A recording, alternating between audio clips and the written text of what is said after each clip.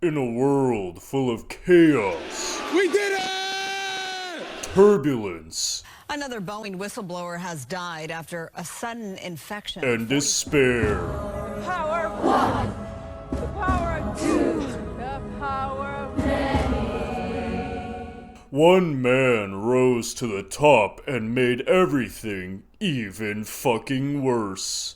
A man so old, so crusty, that half the time he didn't even know where the fuck he was.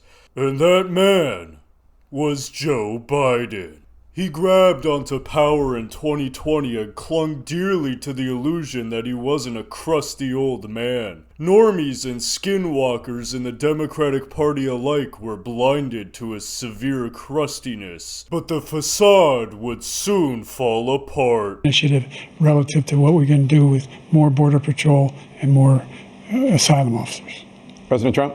I really don't know what he said at the end of that sentence. I don't think he knows what he said either. Look. After a disastrous debate performance where he looked like he was popping Molly with Alice down in Wonderland, calls for Biden to drop out of the race came raining down. Eventually, people got their way when the greatest investor of all time, Nancy Pelosi, and drone enthusiast Barack Obama stole Joe's phone after giving him an ice cream and tweeted out that he was dropping out of the race.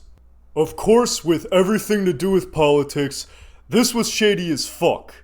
How they not only let a clearly senile old man occupy the highest office in this country for years, but tried to force his clearly crusty ass down our throats by not allowing anyone to run against him in the primaries is only fucking explainable by their sheer arrogance.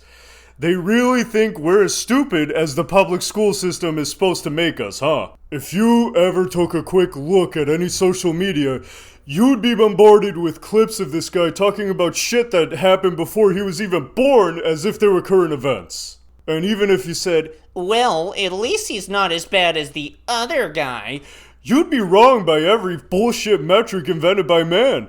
This geezer came in, did jack shit while the price of everything skyrocketed, then asked me if I was down for round two. And that, my shriveled prune of a president, is some grass-fed, USDA certified bullshit. If we finally beat Medicare.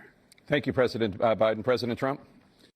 Well, he's right. He did beat Medicaid, beat it to death. It's very ironic to me that the Democratic Party has rigged their primary election for the third time in a row, and then go on to say that the other guy is somehow more of a threat to democracy. This whole attempted psyop these skinwalkers try to pull is like a really bad trick play in football at the worst possible time when you need a fourth down conversion.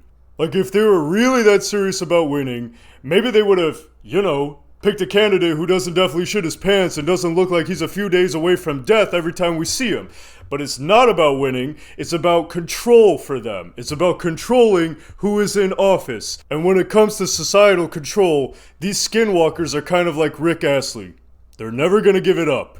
So instead, we have to watch Camel Toe Harry desperately try to string together two coherent sentences. You think you just fell out of a coconut tree?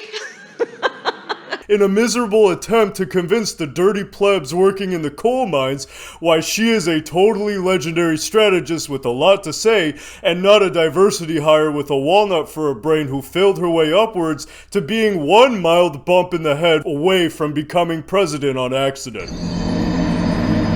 I thought I already made it clear. I fucking said in the last video that I do not want to live in interesting times. Do not come. Do not come. I'm gonna come. But while those are still ahead of us, at least I can say this.